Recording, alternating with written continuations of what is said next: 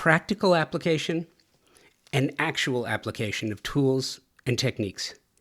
These are just a few of the topics discussed in today's conversation with designer Maggie Griffin, founder of her eponymous firm in Gainesville, Georgia. We're discussing more than design today. A lot more, actually.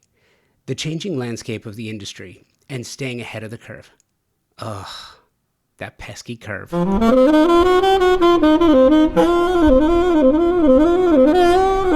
The trouble with the curve and staying ahead of it is that if you don't actively stay ahead of it, it passes you by before you know it. Like AI, for example. Many designers fear it. Most don't really understand it. Those choosing to ignore it or simply dabble in it without taking it seriously, listen, they're not going to lose their clients because of AI. They'll lose their clients to designers because of AI. They'll lose it to designers who adapt and understand how to best use AI in unimaginable ways that will take costs down, increase specification of better products and materials, shrink the timeline, and make the absolute most of every designable opportunity. It's true. Maggie and I are chopping it up this week, along with a number of other ideas, like exploring AI tools in practice, AI and interior design application, industry trends and challenges, achieving balance of technology in residential design, kitchen design, product specification and client trust, bathroom design concepts, achieving functionality without sacrificing aesthetic. There is a lot to get to, and you're going to hear all about it right after this. At the highest level of design, the absolute best specifying designers, architects, landscape designers are all highly focused on the technology and performance of products and materials today. You have to, because the products you specify for your projects have to perform and they have to last.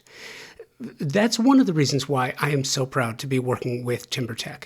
Their focus on the technical renaissance of synthetic decking is literally changing the conversation about innovation and performance. It pulls focus on three priorities homeowners have and expect from the products their designers and architects specify for their luxury projects. 1. Aesthetics must match the overall design and fit visually. 2. Durability and maintenance. I've told you about my board flipping stories from my own wood decks. Clients not only want beauty, but they want ease of use, and they want it to last for decades. 3. Sustainably made. Clients are more conscious of the environment now, and they want the same of their materials. TimberTech hits each one of these elements with a product that not only meets expectations, they exceed them. TimberTech makes a synthetic decking that looks just like wood, color and embossed wood grain for a natural appearance. Their composite decking is technologically superior, as it has been created to last for decades, and it's manufactured with up to 85% recycled material. Their advanced PVC, vintage, and landmark collections have a Class A flame spread rating, making these products an amazing choice for wildfire-prone areas, which unfortunately continues to grow on the risk map. Check the show notes for more information about this and to find the nearest showroom or lumberyard where you can find TimberTech, or you can check them out directly, timbertech.com. And it is funny too, yes, I am transcribing with AI through Zoom. It's amazing to me, all of the tools that have become available in the last 2 years. And I'm curious, AI tools specifically, do you take advantage of AI tools now, and how do you use it at the firm? So we, when we do appearances, a lot of times I have to do a bio or something very descriptive of our project. And so that has been such a help. It can, I'm guilty of things sounding the same. It's like, oh, it's so wonderful, so beautiful. But if you can have a tool that will help it sound a little bit more, I don't know, engaged or descriptive beyond the normal vocabulary, and of course I'll tweak it so it doesn't sound overly enthusiastic. I had it do some captions for Instagram one time, and they were very bubbly. So I had to dial back the bubble a little bit. But other than that, it has been great. I have an 11-year-old and he's using it at school, when they allow it and then they kind of tweak it. I mean, it's really a fascinating tool. It's interesting to me too. The edit side of it, the editorial content side, totally get it. Mhm. Um, as far as the practical use and practical application to the regarding the work and the creative side of the business, have you put that into practice yet? No, not at all. Not because I don't want to try, it's just lack of time. But I mean, we are seeing, projects from other designers that maybe aren't seasoned enough, say on exterior, like landscaping, that they're pulling in AI generated plants, to kind of be able to add that to their portfolio and not wait 10 years for the bushes to fill in. In that respect, I talked to a landscape architect about that too, because, with our new builds and things, it takes years for that stuff to be established. So I have seen that. And then of course the whole room generator, 3D room generation is just a whole other service I would love to offer to my clients, because I take for granted I can see it, it's in my head, but not everyone is like that. So if you can show a client what their room will look like before it actually happens. We're also doing a lot of 3D with some of the larger building companies we're working with. And then they can pull in AI, like they will build the chandelier, I mean, it's very, very interesting. Do you think do you think though that that takes away some of the magic? Like Yes. if you knew what the reveal was going to look like prior to the reveal, what's the point? Right. I know I'm 100% on board with you. Maybe that's why I'm subconsciously kicking the can so hard on it. But I'm with you. I think that that is part of the magic, that the client then walks in and says, I'm so glad I trusted you, and I may not have known all the answers and all the ins and outs and every nook and cranny. So I mean, I'm with you. Do you worry about losing clients or not getting business because you don't have AI incorporated into your workflow? Not at all. Yeah. I think I've put out enough work out there that they can see our work, and be confident that I know what I'm doing. Now, I do think behind me with a new generation of designers, they will almost have to, because if they're, the younger millennials, I think they're going to expect it and say, no, I actually want to know, especially, well, that's a whole other, I won't go on that tangent right now, but, it's just a different expectation. When I was growing up, my mom decorated our homes and my dad just trusted her to do that. And so there wasn't he didn't ask about anything. But now when you have almost every couple we work with that's younger, I say younger, I'm in my 40s, but in their late 20s or early 30s, where they can afford this because they're dual income, both are working, both busy professionals, have a home life that they want to be focused on too when they walk in the door. That's a whole other kind of generation. The guys are very involved. That's not always typical of the older client. So in that respect, I think that they want to see it, they want to touch it, and they want to feel it, and they want to say, "Where's my recliner?" or "Where's my comfortable chair? Is this durable? Is this worth the money?" Much more hands-on. I think too, I think that clearly we haven't even scratched the surface of what the capabilities are, but I have this vision. I don't know if you heard on an episode, I've actually mentioned it a few times, but a couple of years ago, I took a course through MIT on AI and machine learning. And what I learned from that was just really interesting. And the practical application for design, like imagine, okay, if you had a tool, like if you had wristbands for a client that you could say, you could give one to all four members of a family and say, wear this for a week. and then we're going to circle back in a week and talk about your design. And all it did was it tracked the data of what they did in their home, like how many steps it took them to get to from the kitchen to the oven, how many steps. You're already nodding your head like it's I mean, crazy, it's right? insane. Yeah. Like how many steps it took to get to the how they actually used their living spaces so that you could run a report Mhm. that would detail, look, here's how you're using the space, here are all the inefficiencies in how your home works and how it performs, and then take those inefficiencies and basically reverse engineer them out of your creative design. Can you imagine? It's like, this is amazing though. Right? That's the way they'll start designing homes, with new builds. And yeah, it's And I'm amazing. curious because you're in Georgia, Yes. and you know what's funny? It's not funny. I think it's amazing. I have spoken to more designers and creatives from Georgia recently. Uh, Georgia to me feels like the new Texas. It really, and I totally agree. There's so much design talent here. It's just thriving. And So I'm not even in the Atlanta, really sector. I'm in North Georgia. So it's a little how's different. it different? Well, Atlanta, of course, has more resources. So I'm about 45 minutes north of Atlanta, but I'm on the cusp of the beautiful like lake territory and mountain territory in the North Georgia mountains.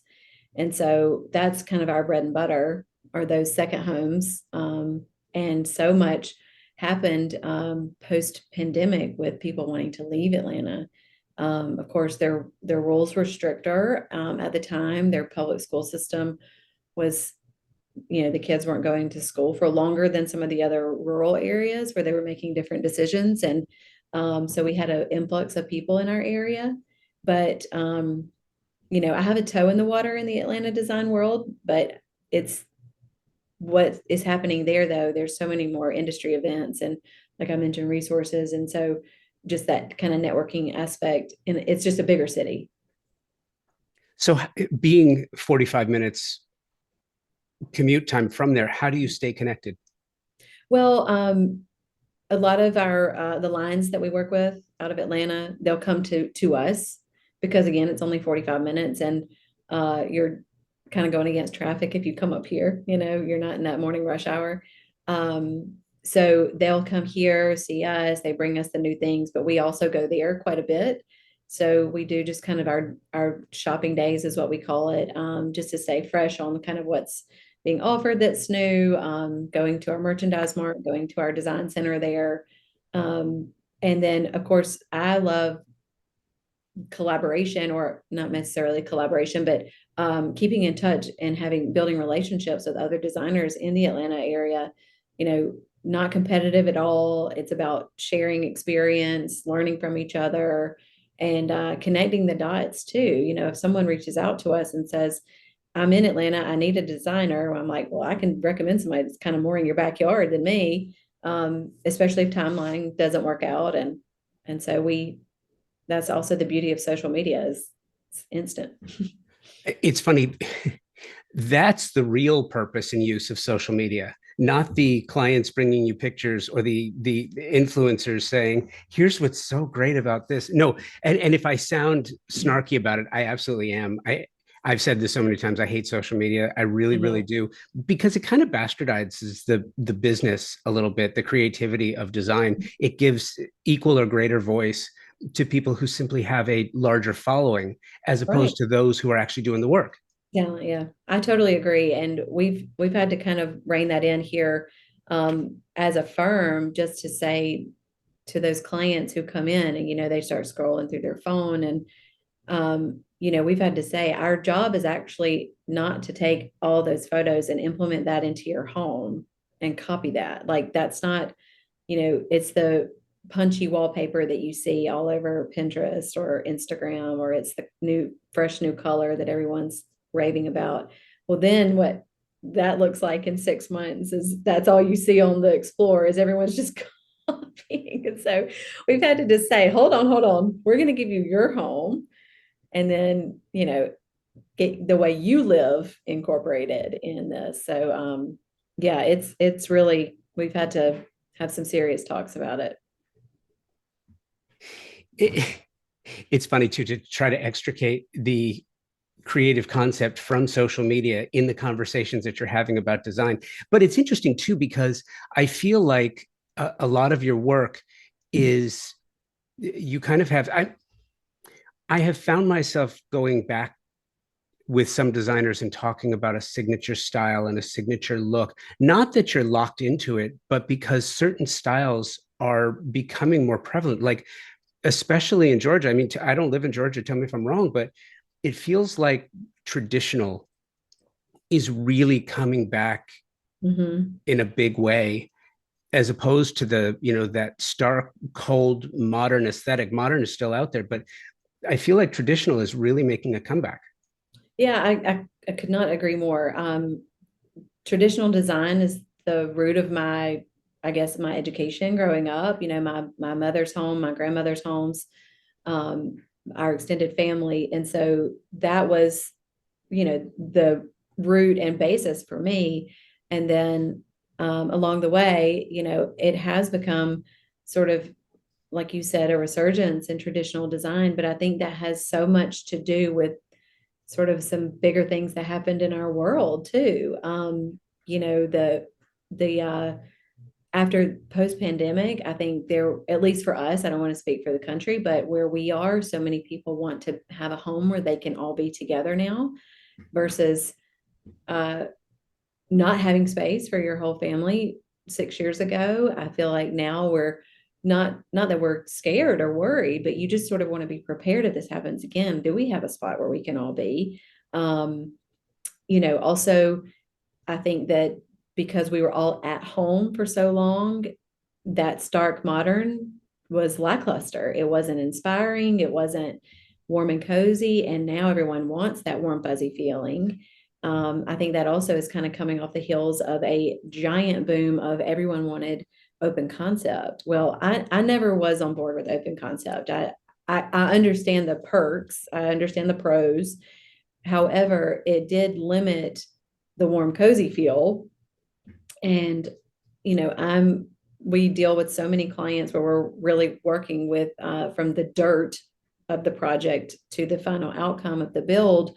But looking at those plans, I will point out, hey, if you want wallpaper in that foyer, there is not a threshold there. There is not a stop and a start. We need to talk about how to do that. And so I think just bringing attention to it has been a part of what we're educating our clients on too.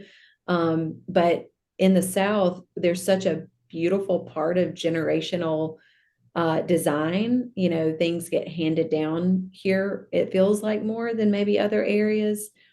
So, you have that beautiful chest or that interesting piece of silver from your grandparents or, a random aunt. I don't know.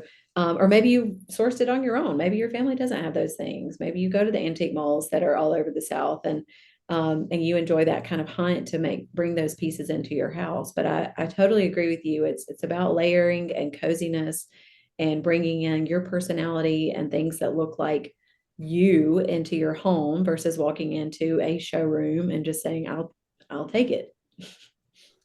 I also wanted to ask you sort of how you blend tech and technology adjacent material into your projects. And it's interesting, like I will try, one of my favorite things to do, and we're going to do this in a little bit, is go through your portfolio and sort of not review, but walk through some of your projects. I think your projects, clearly one of the things that you have learned early on and mastered in your career is how to have a project shot.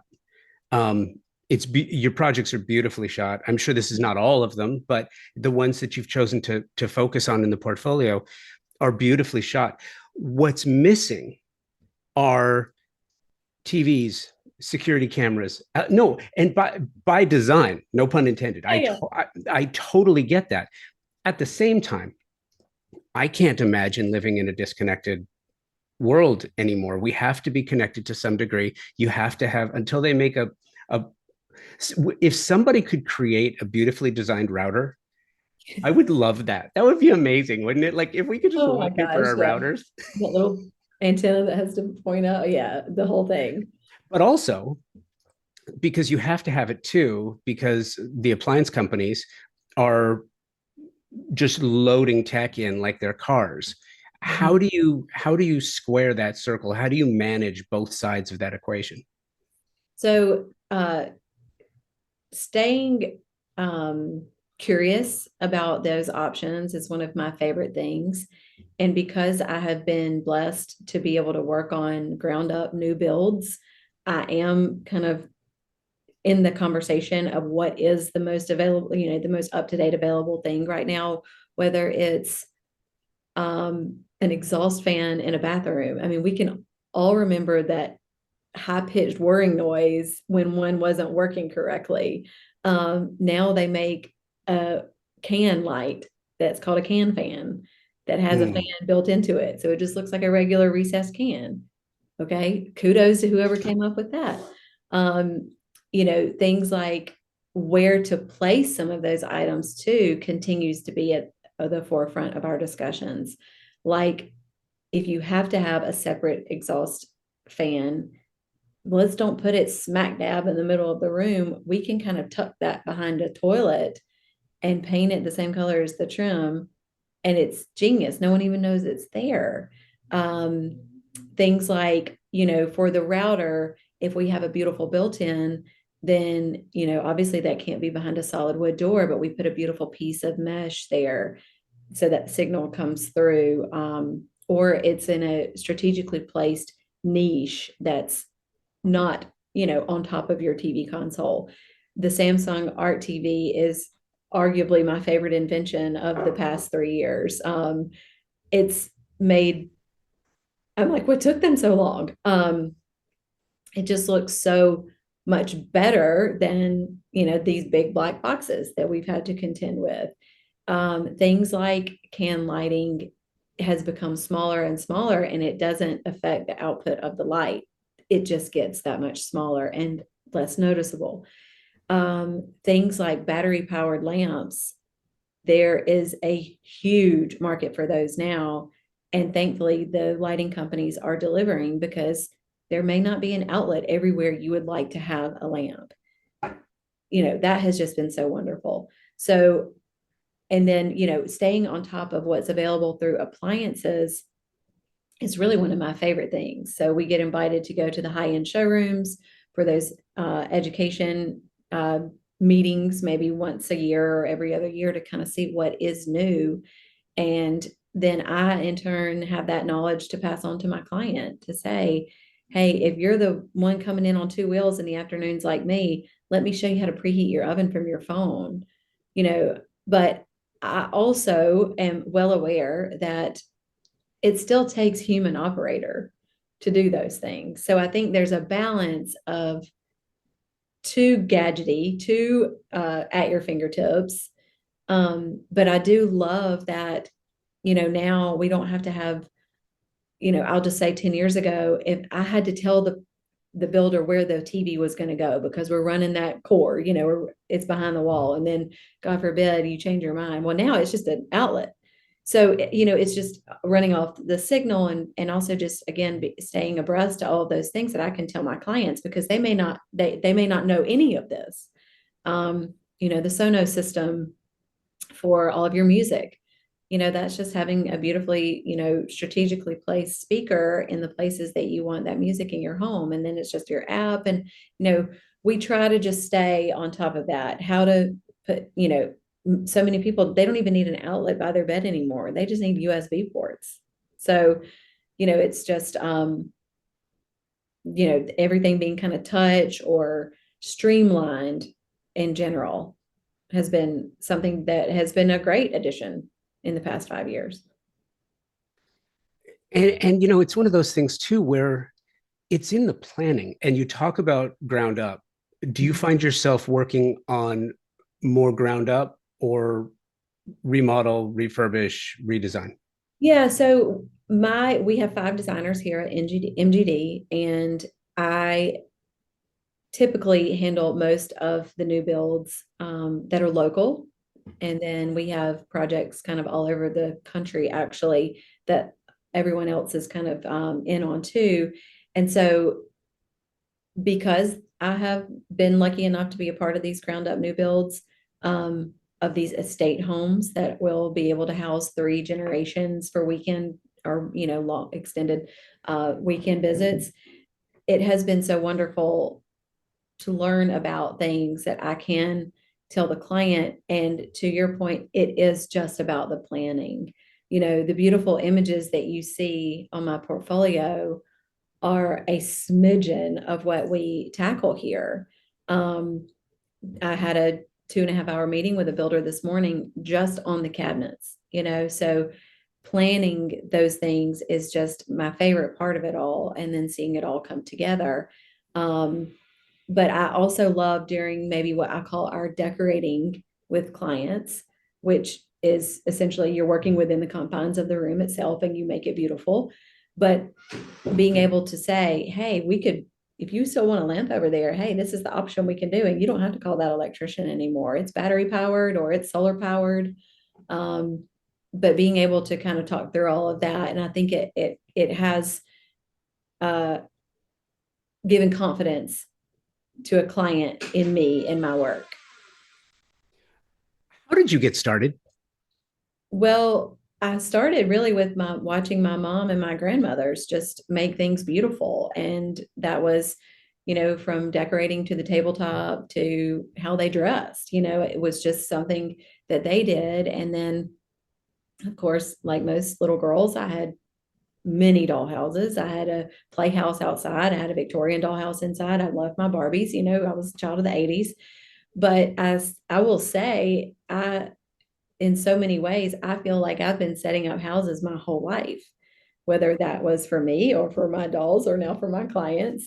So I just love it. I love when a client allows me to do that for them and help them figure out the way they want to live in their home, or maybe it's their second home and it's stocking that house so that when they walk in at the reveal, all they have to do is bring their toothbrush and their weekend bag. I love that. So I will also say, until my last breath, I will be a student of design and a student of the way people live. I love it. I can't get enough of it. Every shelter magazine, every coffee table book just thrills me. And I think that, especially post pandemic, and maybe it's because I have a little nest of my own with my people, I think it's just about the way we live and about being together. And if someone trusts me enough to create that space for their family, it's really the highest compliment. You are listening to my conversation with Maggie Griffin. We'll be right back. The most important word in the design industry today is service. Product, incredibly important. Price, important. Selection, incredibly important. But stellar service is the premier idea that can make all the difference in the success of any project. This is how design professionals like you demand great service for your projects. And you get your favorite brands in one place with expert, knowledgeable, and non-commissioned professionals to help you specify the right product for each of your projects and get the best price. Non-commissioned, that is incredibly important. And at Pacific Sales Kitchen and Home, a Best Buy company, that means their only incentive is your satisfaction. Pacific Sales Kitchen and Home, a Best Buy company, has just that with over 60 years of service in Southern California. Pacific Sales is your destination for exploration, advice, inspiration, all the best brands, great prices, the best in the industry when it comes to service, and you know it's reliable. You know that you are going to get predictable results, reliable results every time. And now you have the Pacific Sales Kitchen and Home team to help you with their Pro Rewards program, which is a trade program unlike any you've ever experienced before.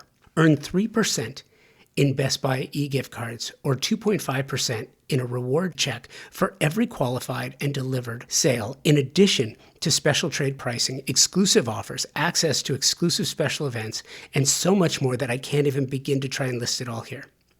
And here's the cherry on top. Access to exclusive builder trade incentives from top brands and the stellar service you deserve from a company that has been serving the industry for over 60 years. Now, terms and conditions apply to the Pro Rewards program and builder trade incentives. So visit a Pacific sales expert at a showroom today for full details and learn how you can unlock additional savings and benefits. Don't miss out on the opportunity to work with the best of the best. Visit Pacific Sales Kitchen and Home today and elevate your projects to new heights. The Design Hardware Showroom is a space where specifiers can go and find an incredible selection of high-end faucets, luxury tile, natural stone, wood floors, and bespoke hardware, and so much more. Select products are presented in a holistic manner, strategically arranged to stimulate creativity and transition your vision from the conceptual stage to a fully realized space. You will find everything you're looking for, even the products by brands you didn't know you didn't know. Surprise and delight. Am I right? All under one roof on 3rd Street in Los Angeles, just up the street from the Grove. Conveniently located, free parking available. Stop by to find inspiration, collect samples, get expert advice, and tackle everything on your specification list all in one place. Visit them online at designhardware.com, at Design Hardware and Flooring on the socials, or in the real world, 6053 West 3rd Street in Los Angeles. Isn't it interesting too, and I'm curious if you've seen this, there's been kind of like this proliferation of coffee table books and design focused books now, filling a gap in the absence of, I don't know what your favorite trade publications are, but regardless of what they are, chances are you have seen a decline in the number of contributors that they have. You've seen a decline in the number of pages in each issue. You've seen an increase in the ad to edit ratio. That's just part of my background's in broadcast, in radio. And I saw the exact same thing happen in radio. This is a couple decades ago, but same thing happened, and it's starting to happen to the industry now. And I think the internet started that, but social media really pushed that along. Are you seeing the same thing? And if that's true, how do you stay educated? Well, yes, absolutely. And I love a shelter magazine in my mailbox. I never could subscribe to the online magazines. I'm thinking about Lonnie was one that was out for a little bit of time. Domino tried to do that. I just could never get on board. I want to hold it. I've got my laptop sitting on a stack of them right now. I want to be able to tear out the page. I want to be able to tear out the page, write on it, consider this idea for a client. I will say a part of that to me is the expense of photography now. It is very expensive for me to shoot my projects. And then chances are when that project gets submitted to be in a shelter magazine, they want to reshoot it. So, that's an expensive process. But a worthy one, because that sells, everything. That's all people want are the images now. But the coffee table book is, to me, if you aren't someone who can, I say, decorate their own house, or you can appreciate a coffee table book. You can appreciate a beautiful, book that has a collection of works from one person. And I think that that's so much of it too. I do miss my magazines. I can think of 10, just off the top of my head that my mom used to subscribe to that don't exist anymore. And to me, it's a shame, because I don't think the phone or the internet replaces that landing in your mailbox and the excitement of that. But unfortunately, everyone wants instant gratification these days. Metropolitan Home. That was my absolute favorite. Yeah. I loved Metropolitan Home. I loved that magazine. And when it went away, I mean, there was loss. Yeah. I felt loss. It was such a good magazine. Gosh, I haven't thought about that in so long. I'm thinking about, there was one, Traditional Accents. So it used to be Traditional Accents, Traditional Home, and Southern Living. That was like the Southern trifecta. Yeah. And Traditional Accents doesn't exist anymore. Or Southern Accents, I'm sorry, Southern Accents. So in that environment, and again, look, those are businesses, and they have to adapt to the changing circumstances as well. And I'm just curious. So, every time something comes in or goes out, it creates a vacuum. right? Mhm. And I think social media filled a vacuum that traditional media in the form of the trade publications have abandoned. But I'm like you, I'm tactile, and Mhm. I can go through a magazine. I have this whole collection of, Dwell and other magazines from, I would say dating back to the early 2000s. Mhm. And I go back and it's for inspiration, Yeah. but one of the fun things too is to look at the ads Yeah. from 20 years ago, because I mean, it's really interesting to see how we've thought differently. Right. But and it's funny too, because the advertising is one of those things that provided inspiration. Like, oh, look at this new model. I like this. I remember when Panel Ready became a thing. And it was like, oh my gosh, I can hide all those appliances. And everybody just went bananas for Panel Ready. That's part of the learning process, I think, that you're talking about. So how do you stay, you could spend all year traveling to design shows, Oh yeah. domestic and international, if you wanted to. Mhm. How do you Well, how do you do that? Well, I think there's such a balance there. I was talking about this with someone recently, and they were saying, there's a certain group of designers that that's all they do. They have a team back where their studio is, or where their business is located, and they are the face. They are, doing those things all the time. I just prefer to be hands-on. So I try to find a balance of that, and also, because I am only 45 minutes away, I can go and go to the trade shows or go. Our design center is called ADAC. It stands for Atlanta Decorative Arts Center, and it's been there since the late 70s or early 80s. And I feel like I can go, I can zip through there, I can say, oh, I can see that, that, and that. But also, we're involved in a lot of show houses. So, show houses are a big deal in the Southeast and really all across the country. But in the Southeast, Atlanta Homes and Lifestyles magazine, which has done a beautiful job of staying relevant and afloat and showcasing Southern design talent, has an entire show house division. And so they're constantly working with up and coming, on the cusp, technology, builders, ways of doing things. And so I've been lucky enough to be a part of that too. And that has taught me a lot. It's about clever ways to utilize technology aspects into a home that I may not have come across here yet. But I think that has just been so fun. I mean, I think that especially in a kitchen, that to me feels like the hub of the technology uh, curve, and you better stay on top of it or you're going to get, left behind. But someone told me one time that we're cooking less but spending more on our kitchens. I am the exception to that rule. I use every single thing in my house almost on a daily basis, but I do agree with that. You can have all those bells and whistles. It may not mean that you use it all. Along those lines, two questions. First question is an easy one. Are you going to KBIS this year? No, Do you ever? no, I've never been. You've never been. Okay. Um, why not? I've never even heard of it. Kitchen and Bath Industry Show, Yeah. KBIS in Las Where Vegas. is it? Oh, Las it's in Vegas. Vegas. Okay. Yes, yes, yes. The Kitchens and Bath Show. I've never Yeah. heard it referred to by that name, but yes, the Kitchen and Bath Show. I've never been, but I would love to go. Oh my goodness. And it's funny too because you're talking about like 1 million square feet, and I ask about it because kitchens today, and I don't think there's a space that has transformed more over the last 3 to 5 years than the kitchen. And And I'm so, curious, what are you being asked for? You've what are you being asked for? well, I think I will say, and I mean this in like I don't mean this in a negative way at all, but lots of my clients are in a more seasoned space of life where they aren't on the cusp of what is new and cool.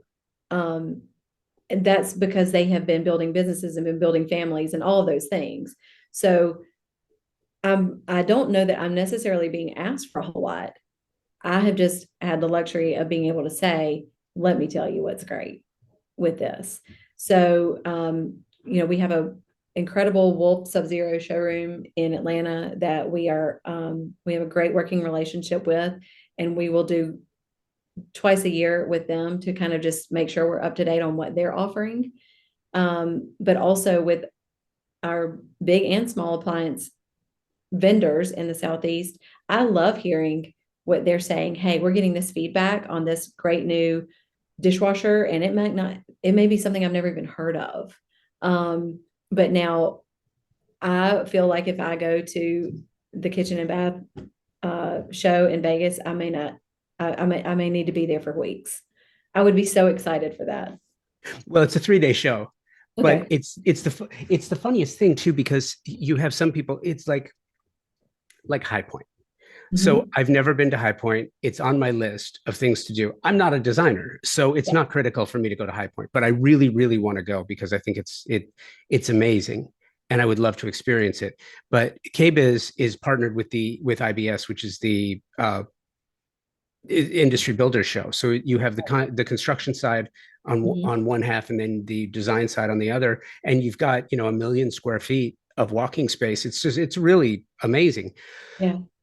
But all of the new and latest is there, and the new and latest isn't always the best thing, but I just feel like, and I'm curious, when you talk about learning too, what comes to mind is we're in this environment now where we don't know what's going to happen over the next 18 to 24 months, as Mhm. far as pricing, as far as availability of foreign material, that's produced outside of the US, and if the availability is still there, what the pricing is going to be like, Right. if tariffs are going to change anything. Is that on your radar? Is that something that you and your team Absolutely. talk about? Oh, absolutely. Especially over the past 5 years. We had to do such a hard pivot on what we were expecting for our clients. There was a period of time 6 years ago where if I wanted a fabric from England, I could have it here in 10 days. Well, now, because I don't think mills are producing as much what I would call backstock, so they're kind of producing more like made to order. They're not keeping as much in their repertoire. Then also, of course, exotic things like tiles or countertops, or even a European made faucet. I'm not going to spec that most of the time, because I would prefer to find something local that if something happens, I can find someone to help you fix it, or a replacement very quickly, instead of saying, okay, it's going to be a year before I get you, the exact same thing. So we had to do a very hard pivot during the pandemic for that. But I think that's part of the beauty of the South too. And when you were talking about with antiques, I'm not specking a lot of brand new furniture as far as like case goods. We would rather go on the hunt. We go to Scott's Antique Market. Our clients are visiting Round Top. We have an amazing set of, antique malls all over the state. So we would rather have that for our clients. Now, I would say that's geographically just kind of where we are. Now, if you're in a place that is just a building boom of giant homes and they're incorporating technology left and right, I would venture to say the style is just different than what we have here.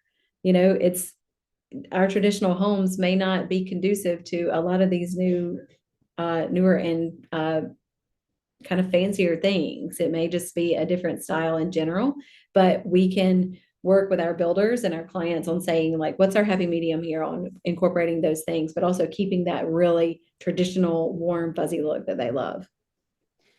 How much of the specification do you offshore to your builders?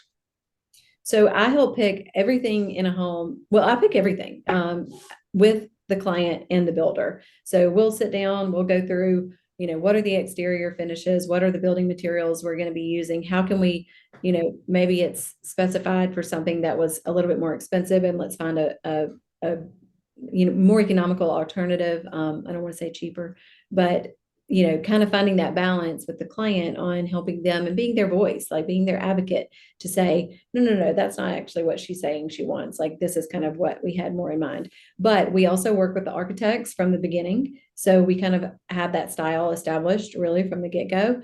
And that's been such a great way to work and learn together. And I feel like the client feels more at ease, more confident. But we generally help them spec every single thing for the home. I find more of the brands that I talk to having a harder time connecting with designers. And Really? it's interesting to hear your approach to this. I think there's two sides of this. One side is designers are more inclined these days, it feels to me, like they can offload the specification and purchase rather of certain products over to their contractors, because let the contractor buy it, let them get their markup or discount, or however the model works for them, and then they can get delivery, they can do the install. It just makes things a lot easier, it seems, for especially smaller design teams. But the other part of that is that there isn't as much general media trade publications back, running ads and getting clients to come in and say, I want to go with Monogram, or I want to go with Sub-Zero Wolf Cove, or I want to go with whomever. How do vendors get through to you? How do they? You're busy. You're busy doing the Yeah, work. How do they right. get through to you and get you to consider specification of new products? Well, so a little bit of all of it, I'll say that. So a lot of it has become based on relationship, over the years. I will say I can kind of be a creature of habit when it comes to if it's someone who has served me well and has taken care of me and my clients for years, I'm going to support that relationship. Whether that's someone who is supplying our faucets or the toilets or down to the refrigerators, or our lighting. So those relationships have been built over time. I will say we probably utilize more boutique brands when it comes to interior things like fabrics or uh, lamps or ceramics or wall coverings. So a lot of times they will just contact me via email and they'll say, we're going to send you a sample box. And I get so excited. And so we support those small boutique brands. I love that. I love finding something new and different, again, that's not on Instagram or on Pinterest already, for my client, and saying, this is an up and coming designer. Maybe she's in Charleston or Birmingham or somewhere, maybe New York. And they are, finding their footing in the design world too.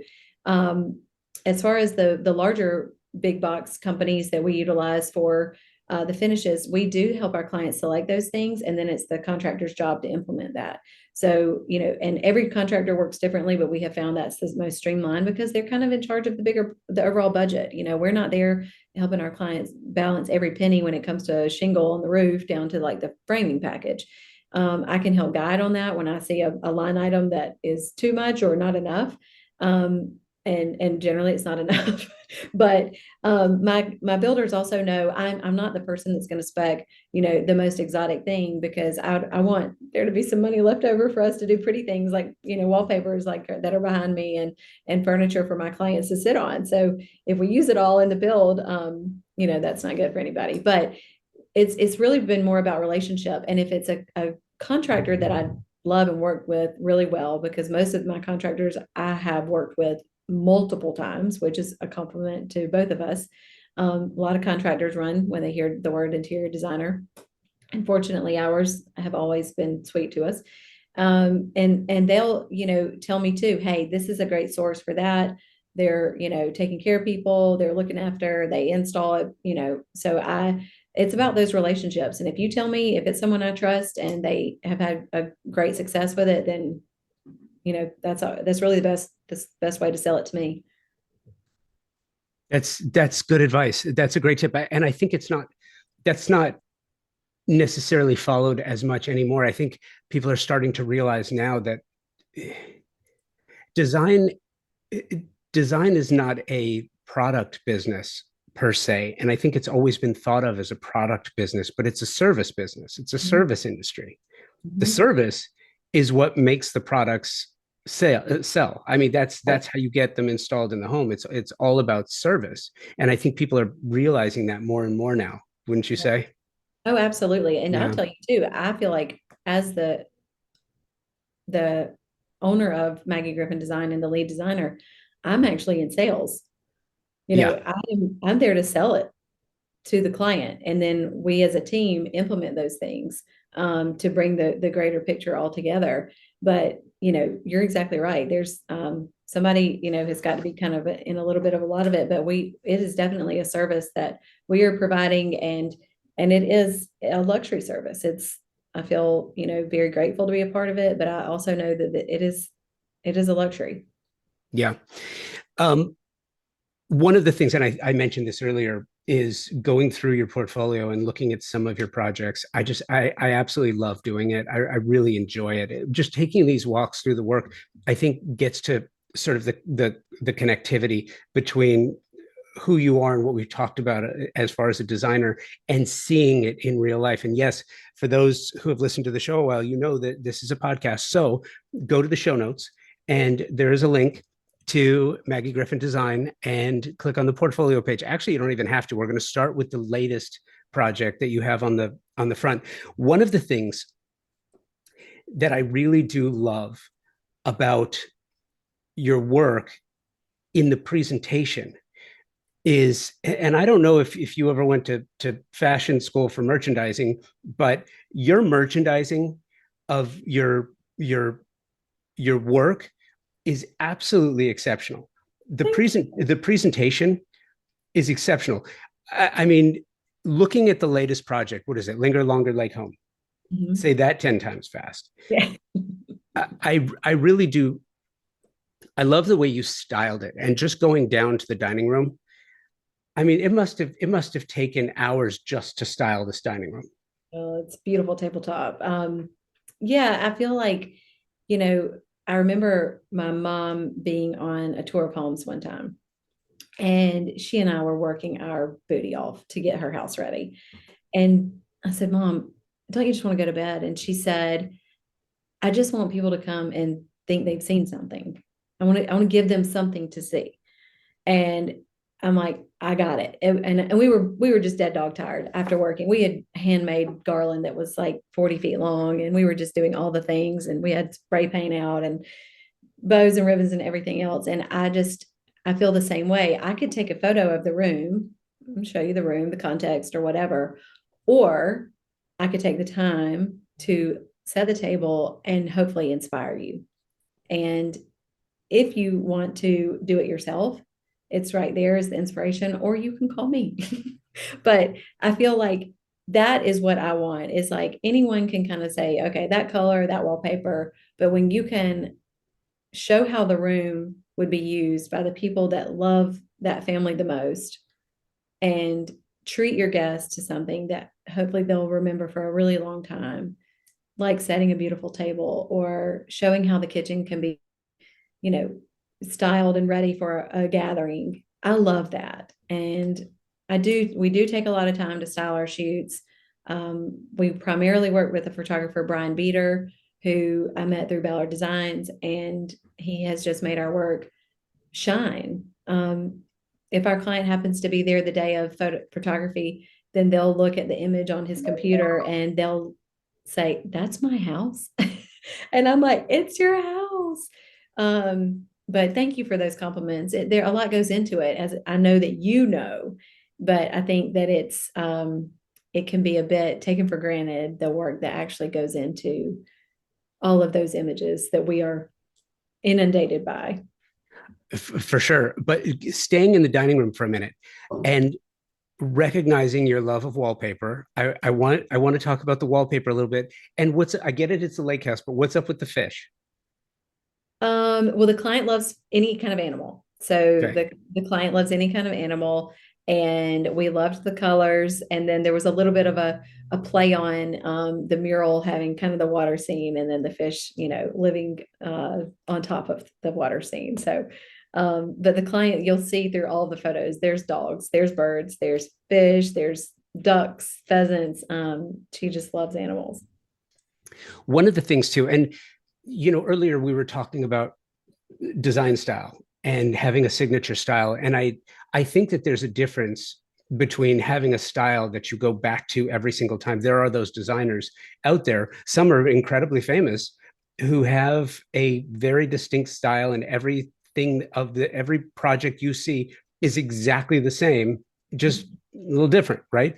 Totally get it. I don't have a problem with that, because if a client wants to hire a designer for that specific look, or they want the name, then they kind of expect it to look like, Right. okay, that's fine. But I've learned, over years doing this, that truly talented creative designers, even if they don't have a signature style, they will have a through line, Mhm. or through lines. There's a fingerprint that's with your work. And one of the things that I think is so interesting, if you're looking at the dining room again, and you've got the mirror placed where it is, which obviously takes advantage of a number of things. It moves lighting around, it's a focal point, it's a feature, it's really cool. But if you look through it, you can also see, I'm imagining that this is juxtaposed against a living room, and you can see more photography. And I can't see them, but I'm going to assume they're animals Yeah. Yeah. against the mirror. And so there's additional lighting that pairs off of this. I just think the the balance No. is incredible. Yeah, well, I love I do love a mirror moment because I do think if you pay attention, as you're stating, it can give you context for the rest of the home. And really in this particular case, kind of the common threads. I never want to be, one note, I'll say that. However, I do encourage the people who come across our table with inquiry. I want to say, you need to feel comfortable with our work because we do have a common thread. We like layered look. We like mixing old and new. We love our grass cloth and texture and all those things. And so we had someone one time that said, we don't like blue and white, we don't like grass cloth, and we don't like animal print. And I said, well, why are you calling me? I'm like, do you just want to be friends? But then to your point, I can see a designer and see that they have a formula to their work. And there's nothing wrong with that, but I would be bored of that at some point. So I am my clients appreciate that sometimes I'll have a little wild card in my work. And so it may be something like a wacko accessory, or it could be a really bold wallpaper. But if a client generally is on the fence about one of my wild cards, it becomes their favorite thing at the end because it pushed them out of their comfort zone. It gave them something that they didn't know they wanted, and it makes them smile. And I feel like that has just been such a fun part of the big build process and design process. As I'm scrolling through this particular project, still I'm scrolling up a little bit, and I am always drawn to bathrooms. I think second to kitchens, bathrooms and outdoor kitchens. Well, I'll call outdoor kitchens part of a kitchen because that's still a kitchen. But aside from kitchens, bathrooms have taken this metamorphic change. It's been incredible. And as I look at this little jewel box of a bathroom, I noticed a couple of things. First of all, again, the way it's styled, but it's modernly traditional in its color and layout.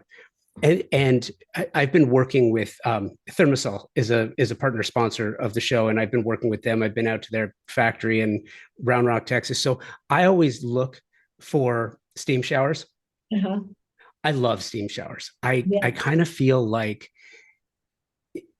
it nothing more brings a spa like experience into a residential home.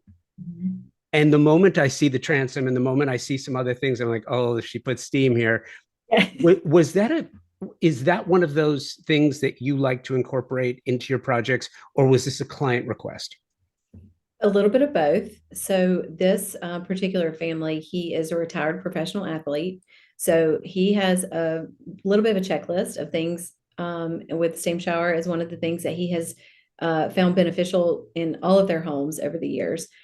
I will say to add to a steam shower, heated floors are another, it's an elevated touch that doesn't require a lot of money up front. It's not a heavy line item in a build or Renault or whatever you're doing, but it gives me an immediate feel of luxury that didn't really cost that much in the scheme. But if you pair that with a steam shower and then you have a beautiful tub, it really can, it's your reward. I feel like if you've gone to the time and the trouble and the expense of doing something like this, that is their reward.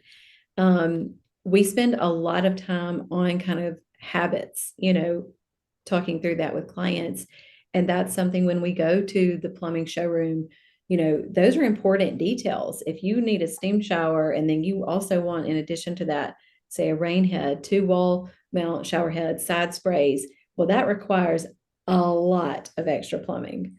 Um, you're basically combining, three showers into one. And so you've got to make sure that do we need, maybe another hot water heater or, everyone's kind of doing the tankless thing now in the instant. And so, yes, for this particular client, that was high on their list. And I was happy to give them it's a beautiful big shower. I'm I'm curious. It's a choice question. Mhm. So you have the standalone tub next to the steam shower. Did you consider glassing all of it in to make a wet room? And is that something like how do you make that how do you make that determination? How do you make that choice? Well, I think a wet room has its place. I actually think that it is a very smart space saver, especially when it comes to a renovation. So a lot of times on a renovation, you're dealing with your confines. You don't want to bump out exterior walls. So you're trying to dealing in the confines. And a lot of times a larger shower is high on the list. It's why they're doing it. They want more storage and a larger shower. So, sometimes it just is the way it sort of shakes out with what space is allowed. I think it's actually really smart too. It just is, it cuts down on some cleaning aspects. You're kind of dealing with one set of tile to worry about. I think it's really smart. On the flip side, it is a more modern look. So when you're dealing with traditional interiors, you'll see a heavy note throughout my work is symmetry. And so, sometimes it can kind of get in the way of that. But I think there's a place for it. And we're seeing more requests for that, especially with, like I mentioned, renovation. And you mentioned symmetry, and so I want to drop down. And by the way, this is so much fun for me because I've we so many of the through lines that we've discussed here over the last close to an hour, you can see them. So dropping down to the living room, you want to Mhm. talk about the symmetry in the cabinetry on both sides of the fireplace, Yeah. and there's that big old TV with the sound bar. Yeah. This is a modern approach to traditional living, and you have honestly and authentically incorporated the TV into the space. You didn't try to Photoshop it out. And I love that. Well, unfortunately, over the mantle seems to be the best place about 90% of the time. So I kind of had to learn to just say, okay, we're going to roll with this and we're going to make everything else in the room that much more beautiful. Now, this project began kind of pre art TV. So I will say, that it was a couple of years ago. So we didn't have the choice at the time. But this is also kind of a testament to a bit more of an open concept because this particular space in the home is more open concept. So we only have really one wall to incorporate the beautiful fireplace focal point, the built-ins and the TV. So it all just had to go together. In older homes, a lot of times you'll have rooms that I say have walls, separate rooms. So there may be another space in the home to put the television, and then you can kind of create two focal points in the room. But yeah, I said, you know what? We're going to keep that TV right up there. He's going to want to watch his games, and we're going to give him a comfy chair and beautiful things around it. Last place I want to go because I don't want to actually keep you all day. I would Oh, if I would if I I could, but could talk I about this all day with you. I love talking about design. so the last point I want to go to, and I have seen this idea before. Your bunk room, I just love that. Oh, I I think you did a couple of things in this bunk room that I noticed because I don't know if lake houses, I don't know if it's mandatory that lake houses have to have a bunk room now, but it almost seems like you have to do it. But a couple of things that I really notice here, you talk about symmetry again, and this bunk room, you really captured symmetry. You've got sleeping for eight in this bunk room. Each of the bunks has a separating wall. It has its own lighting, stairs where appropriate.